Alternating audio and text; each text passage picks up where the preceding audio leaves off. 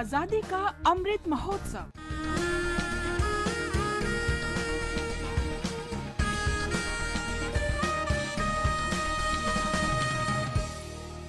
Azadi ka Safar with AIR News, Birth of a Nation. India's glorious freedom struggle is one of the greatest struggles the modern world has ever witnessed. AIR News brings you a glimpse of this struggle every day.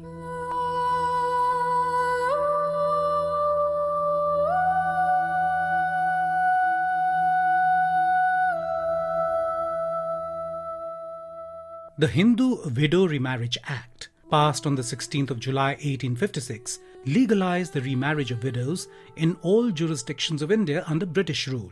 Drafted by Lord Dalhousie and passed by Lord Canning, it was the first major social reform legislation after the abolition of sati in 1829 by Lord William Bentinck.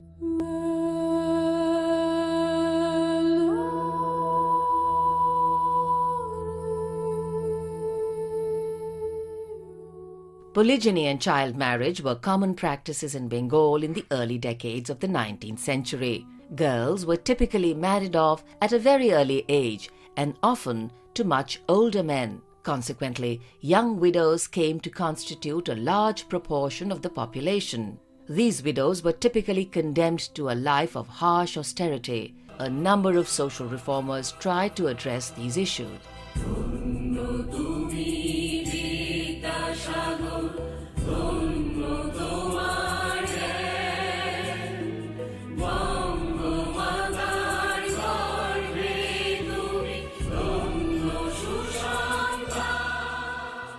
The Widow Remarriage Association, which was created in 1856, was started by Vishnu Shastri Pandit. Karsondas Mulji, a prominent figure in this field, started the Satya Prakash in Gujarati in 1852 to promote the remarriage of widows. Ishwar Chandra Vidyasagar was one of the most prominent campaigners, and he petitioned the Legislative Council. On the 4th of October 1855, Vidyasagar sent a petition signed by 987 individuals to the government and subsequently organized an extensive campaign. Vidyasagar used Vedic literature to demonstrate that the Hindu faith permitted widow remarriage.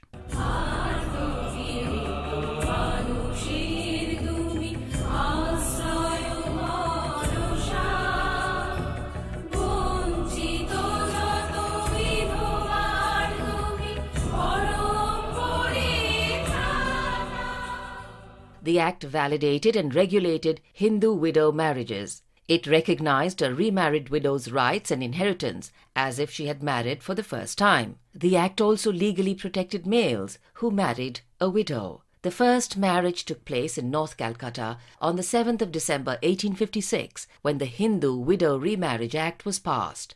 The groom was Ishwar Chandra Vidyasagar's close friend's son.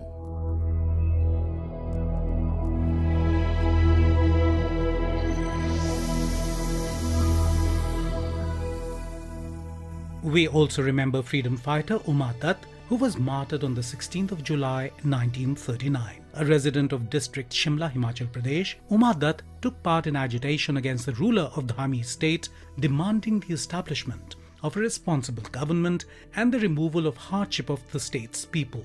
On the 16th of July 1939, when the people were demonstrating with the national flag, suddenly the state police snatched it away and set it ablaze. This act caused a mass fury and resulted in the police firing on unarmed agitators.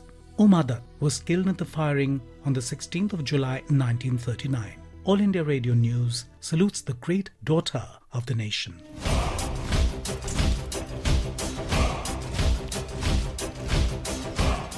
We also remember independence activist Sithil Singh, who took part in the First War of Independence in 1857.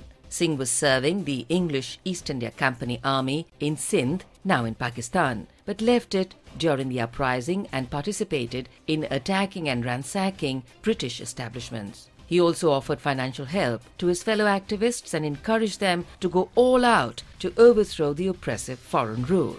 Sithil Singh was captured in the course of a confrontation with the company army in the Sindh area and charged with desertion and mutiny against the British authorities. He was sentenced to transportation for life on the 18th of June 1857 and sent from Bombay to the Andaman Islands in April 1858, where he died in detention on the 16th of July 1858. AIR News salutes the brave son of the soil. And that brings us to the end of this episode of Azadi Ka Safar with AIR News.